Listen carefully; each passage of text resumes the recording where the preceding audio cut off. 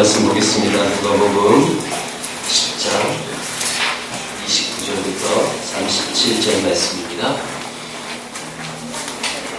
누가복음 10장 29절에서 37절 말씀 한 절씩 교독하겠습니다.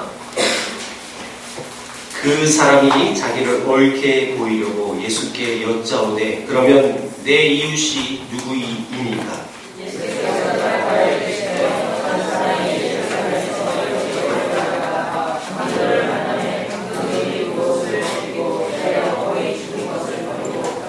마침 한 제사장이 그 길로 내려가다가 그를 보고 피하여 지나가고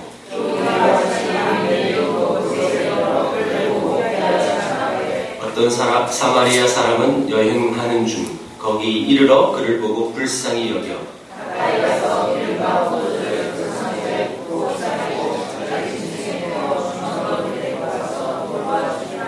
그 이튿날 그가 주막 주인에게 데나리온 둘을 내어주며 이르되 이 사람을 돌보아주라. 비용이 더 들면 내가 돌아올 때에 갚으리라 하였으니 같이 있습니다. 이르되 자비를 베푼 자이니라. 예수께서 이르시되 가서 너도 이와 같이 하라 하시니라. 네.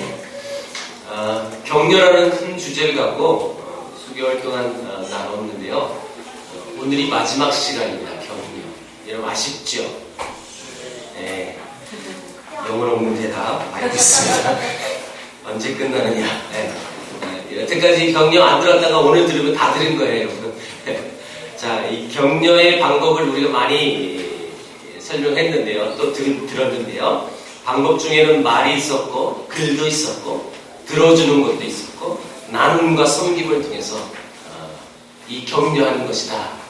특별히 그 방법들을 우리가 이제 다 알았어요.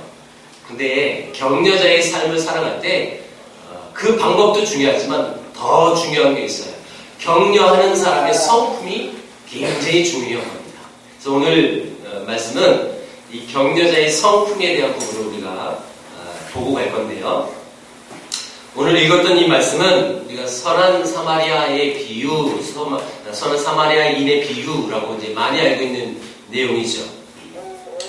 어떤 율법사가 예수님께 자기를 옳게 보이려고 내 이웃이 누구입니까? 질문하자 여러분 예수님이 선한 사마리아인의 이 비유를 말해주고 있습니다. 선한 사마리아인의 비유라고 우리가 많이 알고 있는데 이 모습을, 이 사건을 통해서 또 이 예화를 통해서 격려에 대한 것도 우리가 볼 수 있는 부분이 있습니다. 지금 여러분 이 내용이 뭐예요? 예루살렘에서 여리고로 내려가다가 강도를 만났습니다. 거반 죽게 된 이 사람은 우리의 격려가 필요한 이웃이죠. 우리의 도움이, 우리의 격려가 필요한 사람이 강도 만난 사람이었습니다. 그러나 제사장, 레인, 다시 말하면 이 사람들은 이스라엘의 지도층이에요. 종교인이에요. 그런데 그들에게는요, 아무런 그들은 도움이 되지 못했던 사람입니다. 그렇지만 사마리아인, 이 사람은 누구예요? 요즘 말로 말하면 호녀라예요. 호녀라. 이스라엘이 가장 경멸스럽고 천하게 여긴 대상들이 사마리아인이었어요. 왜냐하면 순수 혈통이 아니라는 거예요. 외국 이방인의 혈통과 섞여 있는, 자기들은 이스라엘 백성이라고 말하지만 같은 동족은 같은 이스라엘을 거부하는 대상들이에요. 인간 같지 않은 사람들. 그런데 인간 같지 않았던 그 사마리아 사람은 강도를 만나 죽게 된 이 사람에게 삶의 용기와 희망을 주고 새롭게 다시 시작하도록 격려가 되어준 사람입니다. 그래서 예수님은 36절에 이 세 사람 중에 이 누가 강도 만난 자의 이웃이 되겠느냐라고 질문했습니다. 그래서 이 질문을 했던 것은 너의 의를 드러내려고 나를 시험하려고 그 모든 질문을 예수님이 다 깨뜨려 보는 거예요. 네가 진짜 하나님의 율법을 그대로 지켜서 하나님이 원하는 진짜 하나님이 원하는 사람이냐? 그 관점을 바꿔주는 사건입니다. 그래서 결론적으로 이렇게 얘기해요. 가서 너도 이어가지 않아. 너도 이어가지 않아. 여러분, 이 말은 무엇입니까? 내 이웃이 누구냐? 나를 도와줄 자가 누구냐? 나의 백그라운드가 될 사람이 누구냐? 나에게 도움이 될 사람이 누구냐? 라는 이런 관점을 벗어나라 라는 뜻이에요, 사실은. 사실 우리가 인생을 살아가면서 저 사람은 내게 좀 도움이 될 것 같아. 네, 도움이 될 것 같은 사람은 잘하죠. 네, 잘해야 뭔가 부스러기도 얻어먹을 수 있습니까? 나는 어떻게 하면 저기로부터 도움을 얻어낼 수 있을까? 나는 어떻게 하면 저 교육자에게 어떤 이익을 내가 꺼낼 수 있을까? 나에게 도움이 무엇이 될까? 많은 사람들이 이런 관점으로 많이 삽니다. 나에게 도움이 될 수 있는 사람하고 친해지려고 하고, 반대로 나에게 도움이 안 되는 사람에게는 관심도 없어요. 되든 멀든 교회를 오든 안 오든 상관없어요. 나에게 도움이 안 되니까.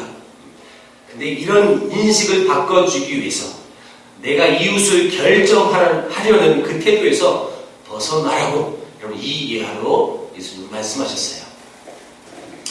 그 대신에 내가 이웃이 되어줄 수 있는 사람이냐, 나는 이웃으로 준비가 되어 있느냐를 생각해 보라는 뜻입니다. 이것은 격려에 있어서도 마찬가지인데요. 나는 남의 격려를 받으려는 태도만 갖거나, 또는 사람을 구분해서 내가 격려해 줄 수 있는 사람과 격려해 줄 수 없는 사람을 구분해서 그래서 그런 태도로 삶을 살아간다는 건 성경적으로 볼 때 굉장히 잘못된 삶이죠. 그 대신에 나는 항상 다른 사람을 격려할 수 있는 사람으로 준비가 되어져 있는가, 이 마음을 갖고 살아가는 것, 이게 진짜 격려자의 성품이라는 것입니다. 이런 격려자로서 필요한 것이 무엇일까요? 앞에서 방법을 우리가 다 배웠습니다. 알았습니다. 근데 그 방법도 중요하지만 그 여러 가지 방법들을 통하여 또 다른 영혼에게 격려를 심어주는 것 중요하지만 당사자인 격려해주는 나는 어떤 마음 자세를 갖고 있느냐, 이게 굉장히 중요하다는 거예요. 왜냐하면 여러분 분명 아까도 얘기했어요. 말로 글로 나눈 거 섬김으로 섬겨야 되는데 또 격려해야 하는데 내 안에요 그 격려자가 갖추어야 될 성품이 없이 그냥 이런 게 방법이구나, 이게 도구구나, 이렇게 대충 사람 없이 대략적으로 해야 된다더라 해가지고 하는 그런 마음으로 격려를 해서는요 절대 여러분 격려의 마음이 흘러가지 않습니다. 받는 사람도 알아요. 저 사람이 억지로 하는 거야.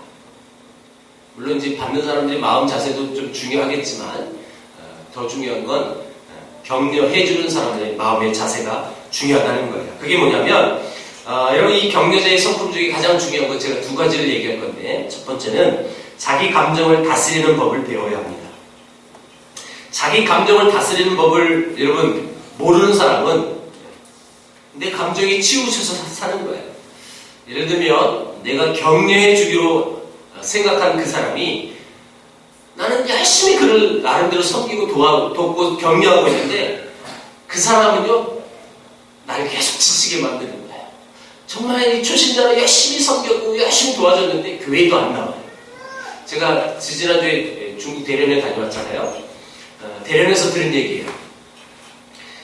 이 중국에는 공부하러 오는 학생들도 많고, 그래서 한국에서는 신앙이 뭔지도 모르고 그냥 살다가 중국에 와서 복음 듣고 예수 믿고 교회 다니는 사람이 많아요. 이유가 뭐냐면 외국에 나가면 쓸쓸해요. 외로워요. 어디 의지할 데가 없어요. 그런 이제 어떻게 보면 이제 준비된 거죠. 그런 사람들의 마음 속에 이제 크리스찬들이 다가가서 여기는 이렇게 살아야 돼. 요 마트는 비싸고 저 마트가 싸. 이런 것들을, 이런 정보들을 주면서 다가가죠. 그래서 실제로 외국에 있는 우리 한국 사람들이 많이 살고 있는데 그 사람들이 교회를 접할 수 있었던 첫 번째 비결은 교회를 가야 그 지역의 정보를 입수한대요. 커뮤니티가 다 거기 교회가 있어가지고 처음에 그렇게 갔다가 거기서 복음 듣고 예수 믿는 사람이 굉장히 많습니다. 그래서 실제로 외국에 나가 있는 한인들의 복음화율이 꽤 높아요. 물론 아닌 사람도 있겠지만. 자, 제가 대련에서 이런 얘기를 들었어요. 한 학생인데요. 이제 대학생인데 이제 중국에 유학을 왔어요. 근데 얘는 교회를 안 다니고 그 학교 다니는 이 교회 친구가 전도해서 교회를 온 거예요. 그래서 정말 교회에서 열심히 이 초신자니까 열심히 가르치고 열심히 섬기고 먹을 것도 주고 어른들은 김치도 주고 그래서 열심히 섬기는데 이게 가끔 삐져가지고 교회를 안 나온다. 제가 강의하러 간다. 그날도 그 친구가 안 왔대요. 너무너무 속상하더래요. 그럴 때만 보면 내가 정말 쟤를 위해서 열심히 도와줬는데 안 따라올 때, 못 따라올 때 그런 모습을 보면 격려하는 사람이 지치게 돼 있거든요. 그래서 힘을 잃어요. 힘을. 내가 지금까지 섬겼던 게 숲으로 돌아가니까 이제 마음의 상처를 입는 거야. 그래서 잘 섬기는 그 영혼들이 그래서 교회를 잘 정착하고 신앙이 날로 성숙되어지면 격려하는 사람도 사실 신나거든요. 근데 잘 섬겼는데도 불구하고 교회도 안 나와요. 뭐가 삐쳤는지 연락도 안 돼. 전화 안 돼. 통화라도 돼야 되거든요. 전화도 안 받아. 뭐 속 터지는 거죠. 그래서 저한테 이런 하소연을 하더라고요. 너무너무 속상하다고. 그럴 수 있어요. 그래서 아무런 보람도 없이 또 보람도 찾을 수도 없고 그래서 사람들은 나를 짜증나게 만들고 또 화가 나게 만듭니다. 그럴 때 우리 격려자 신앙인들은 어떻게 해야 할까요? 사람들이 어떤 일을 전념하다 보면 그 일의 열매가 보이지 않을 때 사실 영적으로 고갈되게 있습니다. 그래서 지치고요. 그래서 외로움을 느끼고 내가 이렇게 했는데 안 되는 건 할 수 없지. 될 대로 되야지 뭐. 어디 한번 네가 내 도움 없이도 잘 살아보자. 네 꼬라지를 한번 볼 거야. 이런 관점으로 보면 문제가 되는 거예요. 여러분 이런 감정의 문제를 극복하지 못하면 결코 격려자가 될 수 없다는 것입니다. 자기 감정을 다스리는 것. 나는 열심히 했는데 돌아가는 건 없고요. 열심히 했으면 그 열매가 맺혀져서 뭐 정말 보람도 느끼고 흐뭇함도 느끼고 그래야 되는데 그런 게 없으니까 얼마나 힘들고 지치는지. 그럴 때 조심해야 된답니다. 그럴 때 내 감정을 잘 다스려야 합니다. 어떻게 우리 안에 있는 감정을 잘 조절하고 훌륭한 격려자가 될 수 있을까요? 그게 필요한 게 뭐냐면 사랑이 여기 준비가 되어 있어야 돼요. 이제 오늘 메시지의 결론적인 얘기인데요. 핵심이에요, 핵심. 그래서 격려자에게 필요한 것이 뭐냐면 사랑으로 드러내는 진리라는 것입니다. 이 말은요, 이렇게 표현할 수 있어요. 따뜻한 마음의 중요성을 지금 말하고 있는 건데, 여러분, 기독교라는 것은 처음부터 끝까지 말려드는 것이다 라고 정의한 사람이 있어요. 아니, 무슨 기독교가 처음부터 말려드는 거예요? 여러분, 말려들면 꼬이는 거예요. 인생이 꼬이는 거예요. 기독교라는 것을 그렇게 정의한 사람이 있었다는 거예요. 이게 이제 부정적인 말의 의미가 아니라 우리 크리스찬들의 삶이라는 거예요. 오늘 본문에서 나오듯이 선한 사마리아인의 이 비유에서 보듯이 제사장, 레인으로 대표되는 현대 많은 사람들의 마음 자세는 다른 사람의 일에 말려들고 싶지 않다는 생각이 그들의 생활의 원칙입니다. 내가 저 강도 만난 사람 그저 말려들면 이러면 나는 길을 멈춰야 되고요. 내가 계획된 그 모든 시간 계획이 여러분 딜레이가 되는 거고요. 혹시라도 저 사람이 깨어나서 네가 다 때렸지 하면서 여러분 보따리 내놓으라고 들이들면 또 어떻게 해요? 그러니까 모른 척하고 그냥 나랑 상관없는 일이야 라고 이런 마음으로 사는 것이 현대인들의 생활 원칙이라는 거예요. 귀찮은 일을 당하고 싶지 않다는 것이죠. 그러나 예수님은 사랑으로서 인간의 죄의 문제에 성육신을 했습니다. 이 상황을 아까 그 말을 한 사람이 이렇게 말한 거예요. 예수님은 일부러 여러분 말려들으라는 거예요. 일부러 고의로 우리의 인생, 우리의 모든 영혼의 구원의 문제를 위하여 예수님이 일부러 성육신하셔서 일부러 그 고통을 당하시고 일부러 오셔서 우리에게 우리 인간의 표현의 방법으로 말하면 인생 꼬이게 되는 그런 삶을 사셨다라는 뜻입니다. 그뿐입니까? 부활하셔서 또 승천하셨고 그 예수님은 지금도 여러분 성육신하신 그 모습으로 우리를 위하여 중보하고 계십니다. 예수님의 삶은 처음부터 사실 말려들기로 작정을 하신 삶이었습니다. 그리고 우리에게 말씀하십니다. 모든 사람들에게 다가가서 기뻐하는 자들에게 함께 기뻐하고 우는 자와 함께 울고 믿음 없는 자들을 붙잡아주고 약한 자는 강하게 해주고 잘못된 자는 바로 잡아주라고 우리에게 말씀하십니다. 여러분 사실 이게 격려의 삶이에요. 문제는 어떻게 그것을 하느냐. 그 자세는 사랑입니다. 사랑. 두 번째는요. 격려받은 사람에게 진리를 전해야 하는 것이죠. 자, 먼저 사랑이라는 부분을 먼저 우리가 짚고 갑니다. 사랑 없이 격려를 하면 여러분 그게 전달이 될까요? 고린도전서 13장 1절. 여러분 사람의 방언을 하고 천사의 말을 할지라도 뭐가 없으면 소리나는 꽹과리 같다고 그랬죠? 사랑 없이. 우리의 모든 예배 행위, 우리가 모든 이런 교회를 위하여 섬겼던 그리고 사람들 간의 모든 관계, 대화, 모든 과정 속에 그 안에 사랑이 없이 형식적으로 할 수는 있어요. 여러분 사랑 있는 척 할 수 있어요. 내 안에는 사랑이 없음에도 불구하고 사랑 있는 척 할 수는 있어요. 여러분 있는 척은요 분명히 언젠간 없다는 것이 밝혀질 수밖에 없습니다. 사랑이 없이는 여러분 아무리 그가 좋은 말을 하고 진리의 말을 선포하고 여러분 천사의 말을 할지라도 그 안에 사랑이 없이 모든 말하는 모든 발언 그 모든 것은 성경에서 말했어요. 소리나는 꽹과리 같다고. 여러분 이런 건 아무 소리 아무 의미가 없다는 뜻이에요.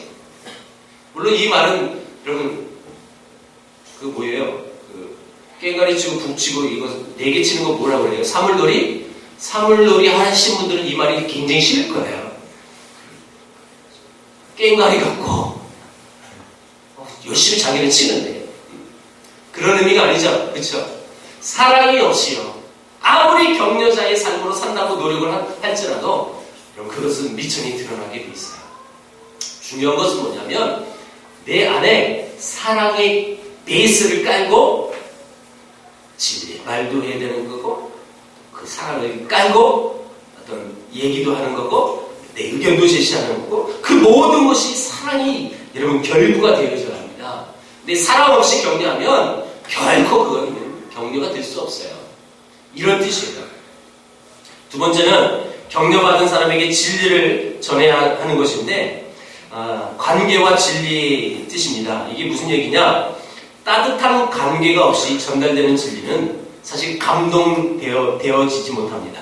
또한 열매를 맺지도 못합니다. 진리가 없이 이루어지는 관계는 가볍게 되어지고 감상적이고 변화를 만들지 못합니다. 이게 무슨 얘기일까요? 여러분 관계, 따뜻한 관계가 없으면 아무리 내가 진리의 말씀을 선포할지라도 여러분 그 진리의 말씀이 열매에 맺혀지지 않는다라는 거예요. 그래서 여러분 사실 저는 신앙생활, 물론 여러분 신앙생활은 하나님과의 나의 관계잖아요. 그렇죠? 근데 그 관계만큼 또 소중한 관계가 있더라고요. 이 이웃 간의 관계예요. 성도들 간의 관계고 가족 간의 관계예요. 분명히 신앙이라는 부분은 하나님과 나와의 관계 속에서 맺어지는 여러분 그 관계성입니다. 근데 성경은 말해요. 여러분 오늘 이 선한 사마리아 비유 이런 비유를 다시 한번 볼까요? 앞에 보세요. 26절 27절 26절 27절 같이 읽어봅니다. 시작. 예수께서 이르시되 율법에 무엇이라고 기록되었으며 네가 어떻게 읽느냐? 대답하여 이르되 네 마음을 다하여 목숨을 다하며 힘을 다하며 뜻을 다하여 주 너희 하나님을 사랑하고 또한 내 이웃을 내 자신같이 사랑하라 하였나이다. 예수께서 이르시되 네 대답이 옳도다. 이를 행하면 그러면 살리라. 여러분, 이 율법사가 대답한 말은요, 정답이었어요. 사실은요. 여러분, 우리가 하나님 앞에서 하나님의 백성으로 살아가는 방법이 뭐냐면 마음을 다하고 목숨을 다하고 힘을 다해 뜻을 다해 하나님을 사랑하고 거기에서 끝나지 않았다는 거예요. 여러분, 신앙이라는 부분을 만약에 성경 말씀에서 하나님만 사랑하세요 라고 말을 했으면 거기서 끝나는 거예요. 관계라는 건 하나님과 나와의 관계에서 끝나는 거예요. 그런데 성경은 누누이 말합니다. 하나님을 사랑하고 또한 내 이웃을 내 자신같이 사랑하라. 여러분, 세상에서 제일 사랑하는 사람이 누군지 아세요? 사랑하는 애인, 사랑하는 부인, 남편? 여러분, 이건 싹 다 거짓말입니다. 미안해요, 우리 연애하는 청년들. 그 망각에서 깨어나십시오. 여러분, 상대방을 사랑하는 것보다 자기 자신을 사랑하게 돼 있어요. 이건 진리예요, 진리.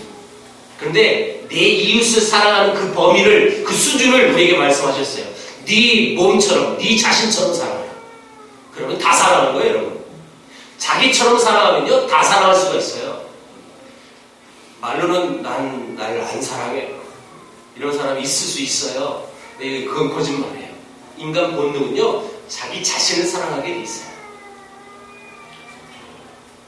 여러분, 성경에서 말합니다. 제가 한 말이 아니에요. 하나님을 사랑하는데 어떻게 사랑해요? 목숨을 다하고 마음을 다해서 뜻을 다해 모든 걸 다해서 하나님을 사랑하는데 그 하나님을 사랑하는 것 같이 또한 내 이웃을 내 몸과 같이 사랑하라. 이게 여러분 성경의 원리예요. 저는 개인적으로 솔직히 목회자로서 여러분들에게 말하고 싶은 건 성경에서 내 이웃을 그 이 항목만 없었으면 좋았을 뻔했어요. 그럼 얼마나 신앙생활하기 좋아요. 그렇죠? 하나님만 바라보니까, 하나님만 의지하고 하나님과 나와의 관계 속에서 내 신앙을 유지할 수가 있어요. 그런데 제가 지금까지 많은 삶을 살지는 못해봤지만 교회마다 모든 문제는 하나님과 나의 문제가 아니었어요. 이웃 간의 문제였더라고요. 이웃 간에 형제들끼리, 자매들끼리, 가족끼리, 교회 성도들끼리, 직분자들끼리, 건사끼리, 건사의 모임에서, 장로의 모임에서, 집사, 안수집사 모임에서 거기서 다 틀어져가지고 그 관계가 틀어지니까 하나님과의 관계까지도 위기를 당하는 이런 모습을 저는 47년 동안 오래는 못 살았어요. 보니까 교회마다 모든 문제가 거기서 발생돼요. 하나님과 나의 관계 속에서 틀어진 게 있으면요, 여러분, 이건 굉장히 쉬워요, 사실. 다시 원상복구는요, 굉장히 쉽더라고요. 하나님은 여전히 우리를 끌어안고 사랑하고 계셔요. 나만 돌이키면 되거든요, 그건요. 문제는 안 되더라고요. 근데 내 이웃과의 문제가 발생됐을 때 나는 돌이키는데 저의 인간은 나를 안 돌이켜요. 그러니까 여기서 또 틀어지는 거예요. 나는 열심히 했는데 저 사람이 안 해요. 난 그래서 개인적으로요, 내가 하나님이라. 여러분 오해하지 마세요. 우리 목사님이 이제 드디어 미쳤다. 지가 하나님이라고. 제가 인간의 아주 악한 습성을 갖고 이 성경을 다시 한번 지워보라는 항목이 있다면 내 이웃을 내 몸과 같이 사랑하라, 이 항목을 지워버리고 싶어요. 무슨 얘기인지 아시겠어요? 제가 왜 이렇게 핏대 높여서 이 얘기를 하느냐? 우리의 죄성이라는, 우리의 죄성. 내 이웃을 내 몸과 같이 사랑을 못하더라고요. 하나님은 사랑해, 하나님은 사랑해. 하나님은 사랑하는데 내 이웃을 내 몸과 같이 사랑해요. 여러분, 내 몸처럼만 사랑하면 저는 그래요. 전혀 교회는 문제가 없어요. 저 사람이 내 몸인데요, 사랑할 수밖에 없는데 대단한 거죠. 물론 이건 있을 수는 없는 사건이지만 그 정도로 사랑하는 거예요. 그렇게 되어지면 하나님의 자녀로서, 하나님의 백성으로서 충분히 하나님을 원하는 삶을 살아갈 수 있다는 거죠. 우리 이런 검은 펜으로 이걸 다 지워버릴까요? 지금부터 지웁시다. 내 이웃을 내 자신과 같이 사랑하라. 이건 쓱 지우고 하나님, 주 너희 하나님을 사랑하라. 네 말이 옳도다. 그렇게 해라. 이렇게만 될 수만 있다면 너무너무 좋겠어요. 여러분, 지금 저는 단어법을 쓰고 있는 거예요. 단어법. 무슨 얘기냐? 너무너무 힘든다는 거예요. 생각처럼 되어지지 않아요. 내 의지와도 여러분 되어지지 않더라는 거죠. 미우면 다 믿게 보여요. 정상적인 모습인데 내 마음속에 미움이 있으면 그 사람이 다른 이쁜 짓을 해도 그건 믿게 보이게 돼 있어요. 이게 이제 인간의 죄성이죠. 자, 여러분, 이것이 결코 쉬운 방법은 아닙니다. 따뜻한 관계가 없이 전달되는 진리는 절대 열매가 맺혀지지 않습니다. 관계입니다, 관계. 여러분, 신앙의 이 정의를 이렇게 또 정의할 수가 있는 거예요. 관계성이에요, 관계성. 하나님과의 나와의 관계. 제가 봤을 땐 이 관계는 큰 문제가 되지 않더라는 거예요. 물론 초신자와 아직 신앙이 여린 사람들은 이게 문제가 될 수는 있어요. 왜? 하나님과 나와의 관계가 아직 불분명하니까. 근데 여러분 분명히 신앙생활을 오래 하시고 또 그 여러분들의 나름대로 신학관이 아주 정확히 명확히 여러분 안에 체계가 되어지신 분들은 하나님과의 관계보다 더 관심을 가주세요. 이웃 간의 관계를 더 관심 주세요. 그러면 하나님이 원하는 모습으로 삶을 살아갈 수 있는 거예요. 예. 부담스럽죠, 여러분? 이 말씀이 선포될 때 아멘을 한 번도 하지 않았어요. 얼마나 힘든 건데요. 그래서 여러분, 내 의지는 할 수 없어도 하나님의 말씀이 선포할 때 아멘으로 하도록 하세요. 그래도 아멘을 안 해요. 그렇죠? 그래야 되는 거예요. 예, 저는 알아요. 이 말씀이 선포됐더라도 이 순간 내 마음이 확 변하지 않는다는 사실도 저는 압니다. 내 마음이 불편했던 그런 마음들이 여러분 편해진다는 거 쉽지 않은 부분이에요. 결코 여러분 너무너무 어려운 거예요. 정리합니다. 왜 어려운지 아세요? 내가 그렇게 더러운 죄인이에요. 그렇게 타락한 죄인이에요. 여러분 그 사실을 발견하십시오. 내 존재를 너무너무 정확히 알고 있으면 여러분 겸손해질 수가 있어요. 하나님 앞에 무릎 꿇을 수밖에 없어요. 하나님 내가 이렇게 더러운 죄인인데요. 하나님 나는 어쩔 수 없는 인간이네요. 이런 고백으로 겸손함으로 나가신다면 여러분들이 틀어진 모든 문제는 해결될 줄 믿습니다. 그런 마음으로 가십시오. 자, 계속 말씀 전합니다. 여러분 신앙도 마찬가지예요. 이런 모든 이 진리가 사랑으로 격려받은 사람들에게 전달되어질 때 그 결과는 그들이 진정한 성장을 하든지 아니면 진리에 반항을 하든지 이렇게 판가름이 되어줄 수 있어요. 어쨌든 진리는 항상 따뜻한 사랑과 함께 전달될 때 참된 결과를 얻게 되어 있습니다. 나는 진리예요. 내가 생각하는 건 이건 본질이에요. 그래서 이건 포기하고 싶은 마음이 없어요. 그런데 그 모든 그 방향성을 여러분 뭐와 결부시켜라? 사랑으로 결부시켜라. 사랑 없이 따뜻한 관계가 없이 그를 포용하고 그를 이해하고 그를 모든 것을 감싸줄 수 있는 마음의 자세가 없이 아무리 내 의견을 주장할지라도 여러분 그것은 하나님이 원하는 모습이 아니라는 거죠. 선한 사마리아의 이 비유에서 예수님께서 그것을 말씀하셨습니다. 자, 오늘 다시 본문 와서 36절, 37절을 다 같이 읽어봅니다. 36, 37 시작. 네 생각에는 이 세 사람 중에 누가 강도 만난 자의 이웃이 되겠느냐? 이르되 자비를 베푼 자니이다. 예수께서 이르시되 가서 너도 이와 같이 하라 하십니다. 여러분 이 율법사는요 사실 예수님께 다가올 땐 아주 나쁜 마음의 자세로 온 사람이에요. 예수님을 시험하려고 왔거든요. 자 25절 보세요. 어떤 율법교사가 일어나 예수를 시험하여 이르되 선생님 내가 무엇을 하여 영생을 얻으리까? 그때 예수님이 대답하여 율법에 뭐라고 가르쳤니? 그때 이 율법교사가 말합니다. 내 마음을 다하고 뜻을 다하고 목숨을 다하여 주 하나님을 사랑하고 또한 내 이웃을 내 자신과처럼 사랑하라고 말씀하셨습니다. 맞다. 그대로 해라. 그럼 네가 살 거다. 영생할 거다.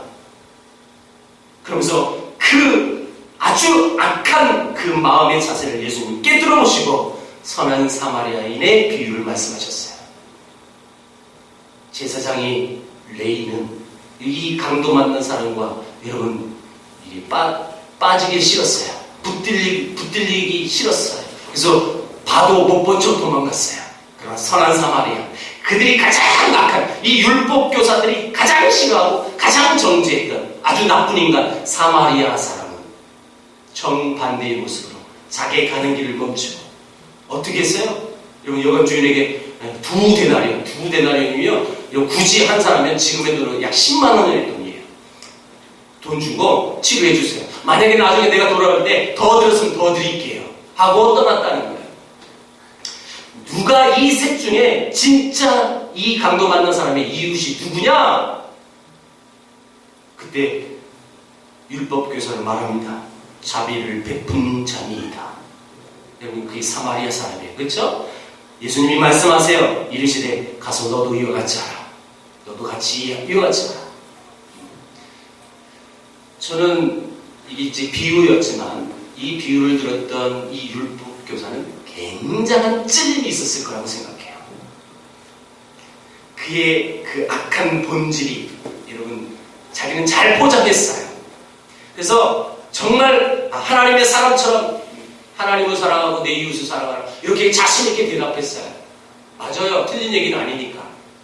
그런데 그 마음이 중심을 하시고 하나님이 야 누가 진짜 이웃일 것 같아? 겉으로 보이는 제사장, 겉으로 보이는 레위, 종교사람, 이 종교인들처럼 겉은 뻔들을 하지만 진짜 이웃은 자비를 베푼 이 사마리아 사람이에요. 그러니까 너도 가서 이와 같이 해라. 이렇게 말씀하셨다는 거. 자, 여러분 말씀을 맺는데요. 우리가 격려자의 성품을 가져야 하는 가장 중요한 요소는 먼저 자기 감정을 다스려야 합니다. 뿐만 아니라 사랑으로 드러내는 진리를 선포해야지. 사랑을 여러분 다 감춰주고 위정한 채 진리를 선포해봤자 그 진리는 아무 의미가 없다는 것입니다. 사랑을 가지고 따뜻한 마음으로 격려자의 성품을 가져서 격려해야지 그것이 올바른 신앙인의 삶을 살아갈 수 있다는 것인데 저는 이 격려라는 이 주제를 마무리하면서 꼭 우리 성도 여러분들에게 이렇게 축복하고 싶어요. 격려자가 말이 격려자야지 쉽진 않습니다. 쉽게 얘기하면 내 간쓸게 다 빼어 놔야 되죠. 어려운 거예요. 근데 그 어려운 것을 하나님은 원하시고 계시는 거예요. 그 모든 간쓸개를 여러분 떼어놓고 여러분 그렇게 격려자의 삶을 살 수 있으려면 뭐가 기반이 되어야 되냐? 뭐가 여러분 기본이 되어져야 되냐? 사랑이라는 것입니다. 예수님이 나를 위하여 정말 너의 죄악성을 내 죄성을 나는 다 보지만 예수님은 여전히 끝까지 우리를 끌어안으시고 나는 너를 그래도 사랑합니다. 내가 너를 낳았다. 끝까지 안으셔요. 여러분 그 사랑을 보십시오. 그 사랑을 보면 겸손해질 수밖에 없고 그리고 격려자의 삶은 그 사랑의 기반으로 다가가는 겁니다. 여러분 이 사랑이 있을 때 이 사랑을 받은 사람은 진짜 사랑이 뭔지 알아요. 이기쁨 목사님이 그래서 하나님의 자녀가 되는 것 사실입니다. 그렇게 자기가 괴롭혔고 깨닫게 이렇게 때렸던 선교사가 끝까지 하나님의 사랑으로 그를 사랑합니다. 나는 그래도 당신을 사랑합니다. 나는 그래도 당신을 여러분 사랑합니다. 여러분 턱비가 으스러지고 얼마나 어려움을 많이 당했는데요. 근데요 왜 사랑합니까? 하나님이 자기를 그렇게 사랑하셨잖아요. 자기는 그 사랑을 경험했잖아요. 다만 이 이기쁨이란 이 조선인은 그 사랑을 몰라요. 모르니까 어떻게 해요? 그 사랑을 보여주기 위해서 최선의 삶을 살아갈 거예요. 사랑을 갖고 가니까 한 영혼이 변화되더라고요. 한 영혼이 변화되니까요. 목사가 되더라고요. 목사가 여러분 변화되니까요. 제주도의 아름다운 선교의 시작을 열더라고요. 이런 아름다운 이 시작점, 그 사랑은요, 그 시작은요, 사랑입니다, 사랑. 사랑이 없으면 아무리 여러분 사람의 방언을 하고 천사의 말을 할지라도 소리나는 꽹과리 같은 여러분 허공에 울리는 아무 헛소리라는 거죠. 그 사랑을 갖고 아름답게 다가갈 때 그 아름다운 그 사랑을 통하여 또 다른 영혼이 변화되어지고 또 다른 영혼이 변화되어지고 이런 모습을 기대하며 살아가는 저와 여러분 되기를 주의 이름으로 축복합니다. 기도하겠습니다. 하나님 아버지 감사합니다. 격려제의 성품을